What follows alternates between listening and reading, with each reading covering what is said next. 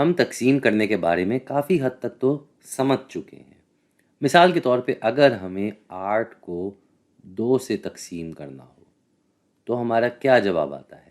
بھائی اس کے لیے بڑا سیدھا سیدھا طریقہ ہے، ہم کوئی 8 چیزیں سوچ لیتے ہیں، جیسے 8 دائرے بنا دیتے ہیں، یہ 1، یہ 2، یہ 3، یہ 4، یہ 5، یہ 6، یہ 7، یہ 8۔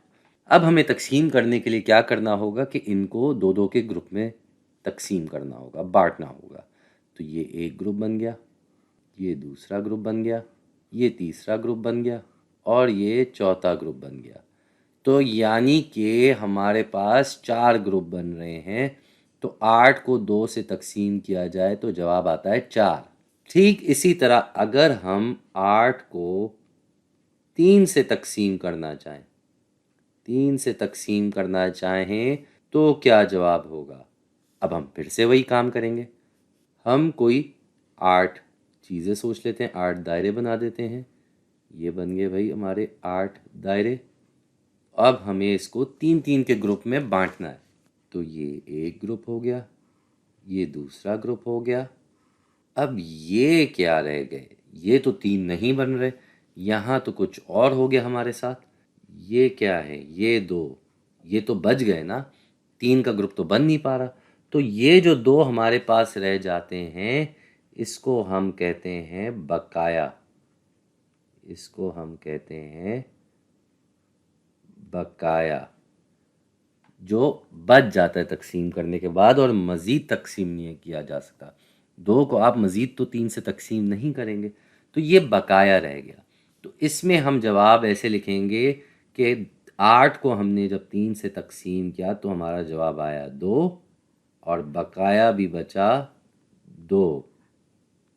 تو اس کو ہم کچھ ایسے لکھ سکتے ہیں، اور اس کو اگر آپ انگریزی میں لکھنا چاہیں تو یہ بقایا جو ہوتا ہے یہ کہلاتا ہے ریمائنڈر، یہ کہلاتا ہے ریمائنڈر۔ تو ریمائنڈر انگریزی میں ہے اور بقایا اردو میں۔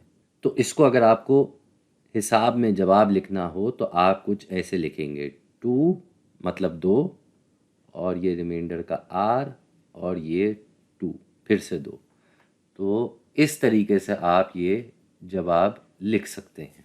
ایک اور مثال کر لیتے ہیں، ہمیں 13 کو 4 سے تقسیم کرنا ہے، 13 کو 4 سے تقسیم کرنا ہے تو اس کا کیا جواب ہوگا؟ ادھر بھی ہم 13 چیزیں بنا دیتے ہیں، 13 دائرے، یہ 1 2 3 4 5 6 7 8 9 10 11 12 13۔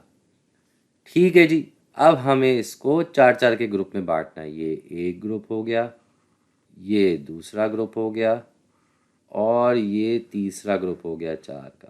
تو یہ 4 ہیں، یہ 4 ہیں اور یہ بھی 4 ہیں، لیکن ہمارے پاس یہ ایک بچ گیا، تو یہ کیا ہے؟ یہ یہی بقایا ہے بھائی۔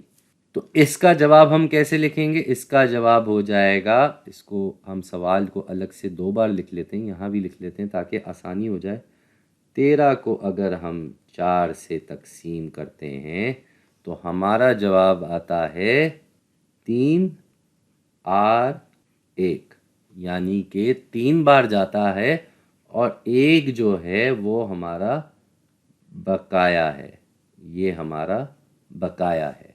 تو یہ بقایا جو ہے یہ کئی دفعہ آتا ہے، جواب کا ایک حصہ بن جاتا ہے اگر آپ کی تقسیم پوری طرح سے نہیں ہو رہی ہو اور کچھ بچ رہا ہو۔